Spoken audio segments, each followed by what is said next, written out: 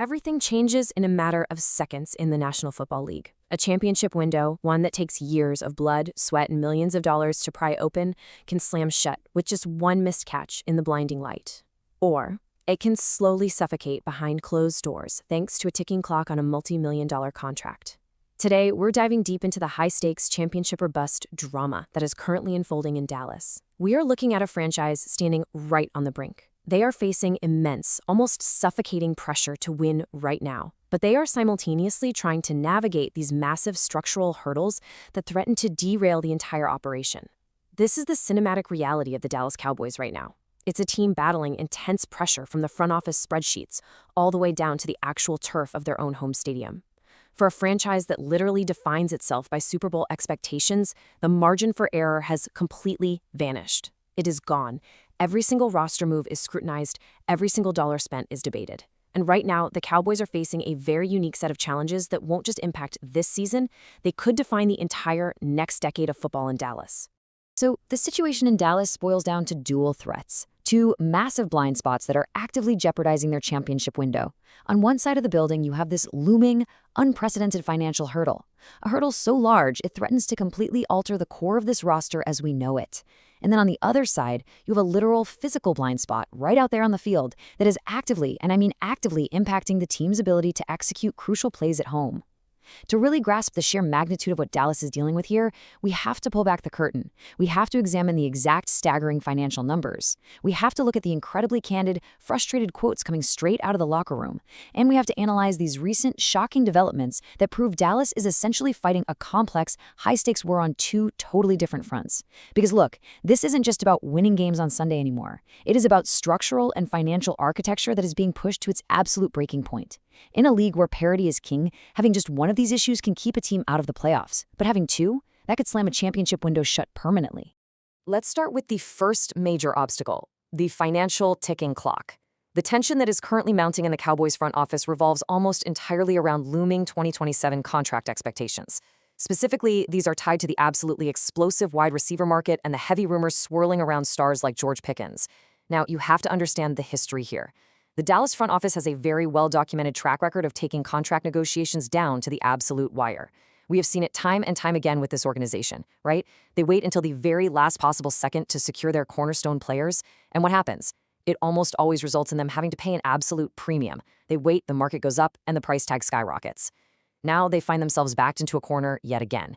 The timeline to figure out this incredibly complex salary cap puzzle is evaporating right before their eyes. Any margin for financial flexibility they once had? It's gone. When you build a team based on high-priced offensive firepower, every single upcoming contract negotiation becomes a highly volatile situation. And the decisions this front office makes over the next 12 months are going to shape the entire future of this offense. To really understand the urgency and the panic here, we have to look at a highly debated scenario that is currently sweeping through NFL circles. There are serious reports and rumors swirling about a potential 2026 reality where Dallas, desperate to secure elite receiving talent, acquires George Pickens and opts to slap a projected massive $27.3 million franchise tag on him for that season. Now, in this projected timeline, the front office successfully avoids negotiating a long-term, multi-year deal in the short term, but here's the massive catch. A franchise tag is just a Band-Aid, and it's a really, really expensive Band-Aid. By hypothetically locking a star receiver in at $27.3 million for just 1 year, the Cowboys would essentially be setting a ticking time bomb for the very next spring, because elite players inevitably hit the market again, and they are going to aggressively demand the long-term security that a 1-year tag actively denies them. It's a high-stakes gamble. It almost always forces a team's hand eventually, creating this immense pressure to either pay record-breaking, historic money or watch a premium asset walk out the door for absolutely nothing. The context of all this tension is deeply rooted in the expectations of the players themselves. They know exactly what's going on. Pickens recently made his stance on his market value crystal clear during an interview with CBS Sports. He said, and I quote, "Definitely something that the other guys are getting, because that's all I can really look forward to. I can't really ask for nothing too crazy, but just what I see." That quote right there, that perfectly captures the current state of player empowerment in the modern NFL. When players start talking about what the other guys are getting, it completely shifts the entire dynamic of a negotiation. Because think about it. If a player like Pickens duplicates his absolute monster 2025 season, a season where he rocked up a staggering 1,429 yards and 9 touchdowns on 93 catches, he is undoubtedly going to demand a top-tier deal. He is acutely aware of the shifting receiver landscape, and while he casually frames it as not asking for anything too crazy, the reality of what the other guys are getting in today's NFL is actually astronomical. It's a baseline that just keeps moving rapidly upward, faster than front offices can keep up. Because, let's be honest, the wide receiver market hasn't just gone up, it has absolutely exploded. It has fundamentally changed how general managers have to build their rosters. Just look at the numbers. Jackson Smith-Njigba completely reset the market with a Seahawks extension that averages an unbelievable $42.15 million per year. Then you have CeeDee Lamb sitting at $34 million. Chris Olave recently pushed past the $30 million mark with his new deal in New Orleans. We are literally witnessing an era where elite pass catchers are commanding quarterback-level money. To put that into perspective, there are now 12 receivers in the NFL attached to contracts carrying an average annual value of $30 million or more. 12. The ripple effect of the salary cap jumping year after year means that yesterday's record-breaking, jaw-dropping contract is literally just today's starting point for negotiations. If you have a 25-year-old superstar hitting his absolute prime, his expectation is to be among the absolute top earners in the sport. The shifting market reality means that any franchise, especially Dallas, hoping to secure elite perimeter weapons, is going to have to write a truly historic check. And that brings us to the critical complication for Dallas. How in the world does a new mega contract fit into a broader, already incredibly crowded Cowboys cap sheet? The reality is they are heavily burdened by existing and looming commitments. You have the highly lucrative, market-resetting pact with quarterback Dak Prescott taking up a massive chunk of the pie. You have CeeDee Lamb, who still has 3 years remaining on his massive $34 million a year deal. Then, you absolutely have to factor in the heavy offensive line commitments to crucial players like Tyler Smith. Plus, there's the absolute necessity of paying top dollar for defensive anchors, and those negotiations are often measured against massive baseline contracts like the monster deal Quinnen Williams signed with the Jets. To pay another star receiver the going rate of $30+ million a year would require an unprecedented second massive financial commitment at the wide receiver position alone. The math is incredibly tight. Navigating a salary cap with multiple players taking up such massive percentages requires near-perfect roster management everywhere else. It means hitting on cheap draft picks and finding bargain free agents. The financial pressure on the front office is immense, leaving them with almost zero room for error. Now, you might be wondering, does all this financial constraint create jealousy in the locker room? Are guys looking at each other's paychecks and getting bitter? Well, think again. When CeeDee Lamb was recently asked about the upcoming payday for his peers like Pickens, he didn't hesitate. He bluntly stated that he hopes he gets, quote, all the money in the world. This is a truly fascinating dynamic to watch unfold. It shows a completely united front among the players. In today's NFL, these guys are locking arms when it comes to contract values. There is zero financial animosity between the stars when someone else gets paid because they recognize a fundamental truth. A rising tide lifts all boats.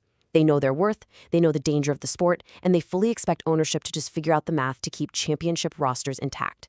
This puts the burden entirely on the front office. The locker room isn't losing sleep over the salary cap ramifications. They are solely worried about being compensated for their elite production. It's a classic, high-stakes standoff between the complex spreadsheets of management and the raw, undeniable market value demanded by the talent on the field.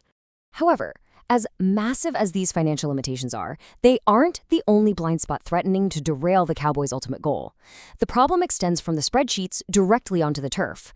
We have to discuss the infamous, literally blinding sun glare at AT&T Stadium. For years now, the east-west architectural alignment of this billion-dollar stadium has allowed piercing, intense afternoon sunlight to blast straight through those massive glass windows and directly onto the playing surface. And look, this isn't just some minor aesthetic annoyance for fans squinting in the stands. It is a critical physical design reality that has actively impacted the team during crucial moments of extremely high-stakes home games. We're talking about a league where inches and milliseconds determine the difference between a legendary championship run and a devastating season-ending playoff exit. Having a natural element actively interfere with a receiver's visibility is a monumental variable. It has literally altered the outcome of plays, it has halted promising drives, and it has become this looming, unavoidable storyline every single time the Cowboys are scheduled to play a late afternoon game at home. If you really want to understand the impact of this, you have to listen to the guys who actually have to go out there and perform under these extreme conditions. Take CeeDee Lamb, for example. After a highly frustrating sequence during a critical game in 2024, Lamb didn't hold back. He bluntly stated to the press, couldn't see the ball at all, the sun. He didn't mince words. He even went a step further, adding that he would 1,000% support putting up curtains to block the glare. This is huge because it directly contradicts ownership's previous, long-standing assertions that the sun glare somehow provides a home field advantage just because both teams have to deal with it. Think about that logic for a second. When you're franchise star players, the very assets you are paying hundreds of millions of dollars to perform at an elite level are explicitly stating they are blinded and dropping crucial passes because of the building's architecture, it highlights a stark, almost unbelievable divide between the guys sweating on the field and the guys sitting in the owner's suite. This physical blind spot is no longer just a viral meme on social media. It has evolved into a recognized, heavily criticized competitive liability that actively frustrates the roster. And all of this ongoing pressure and debate has actually led to a noticeable and, quite frankly, shocking shift in the front office's public stance recently. Just trace the evolution of Jerry Jones's comments on the stadium glare over time. In the past, when he was pressed by reporters about the sun issue costing them plays, an irritated Jones fired back defensively, saying, "Let's just tear the damn stadium down and build another one. Are you kidding me?" He fiercely, almost stubbornly, defended the billion-dollar design. But flash forward to this year's Saturday training camp opening ceremony. In a very revealing conversation with Fox 4's Sam Gannon, Jones offered a surprisingly different tune. He actually stated, "I like some of the effects of the tinting, and so we're giving that a thought." So what was the catalyst for this sudden change of heart? Curtains. Curtains were recently utilized in the stadium to meet FIFA regulations for the upcoming World Cup. It appears that experiencing that alternative aesthetic, being forced to block the sun by an international soccer organization, finally proved to the Dallas brain trust that a viable, functional solution exists without ruining the architectural grandeur of the building. But as anyone who follows the NFL knows, acknowledging a problem and actually executing a solution are two very, very different things. In that exact same interview where he admitted to liking the tinting, Jones was extremely quick to temper expectations. He immediately added, "Thinking about it and doing something about it are two different things."